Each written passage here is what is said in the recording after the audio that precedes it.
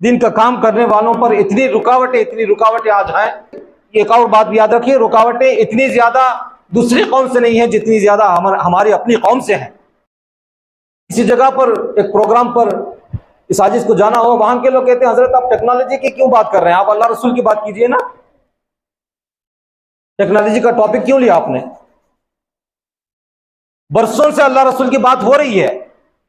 آپ لوگوں کو چاہیے قرآن کی بات، اللہ رسول کی بات، تو اللہ رسول کی بات قرآن میں موجود، تمہارے الماری میں موجود ہے، تمہارے پاس پڑھنے کا وقت کہاں ہے؟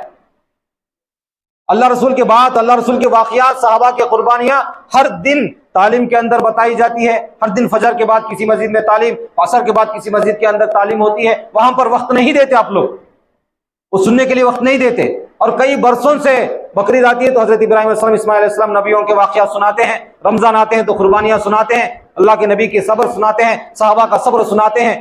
جی، اللہ کے نبی کے واقعات کو، صحابہ کے واقعات کو قصے کہانیوں کی طرح سن کر ہم چلے جا رہے ہیں. اس کی ویلیو نہیں ہے ہمارے پاس. اور آپ لوگوں کے پاس ہم صحابہ کے واقعات کو، اتنے عظیم الشان زندگیوں کو، ان کے عظیم الشان قربانیوں کو ٹائم پاس کے لیے بتا کر بیٹھ جائیں ہم لوگ. اگر ویلیو دینے والا ہے تو میرے سامنے بیٹھ جائیں، میں اپنا کلیجہ نکل کر آپ کے سامنے رکھوں گا. صحابہ کے واقعات کو، نبیوں کے واقعات کو، قرآن کے احکام کو، نبی کے احادیث کو میں اپنے سینے کے اندر جتنا اللہ تعالیٰ علم دیا اس سارے علم کو روزانہ میں اپنی موت تک آپ کے سامنے بیٹھنے کے لیے، بولنے کے لیے تیار ہوں.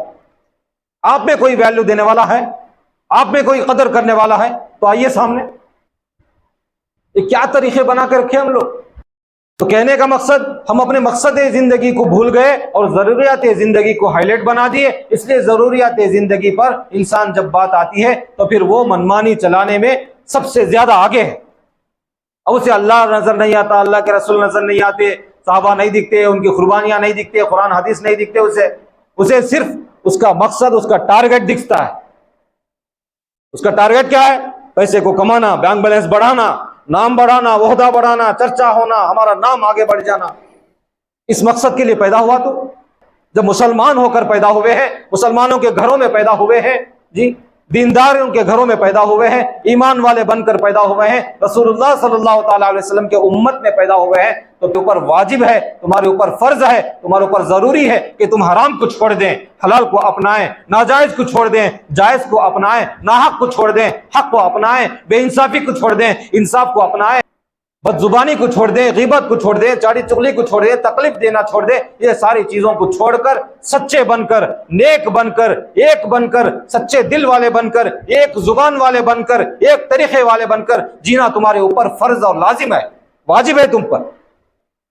چھوڑو یہ ساری چیزوں کو، آؤ اس راستے پر، ایک راستے پر آؤ، ایک طریقے پر آؤ، ایک طریقے پر آؤ، ایک بات پر آؤ.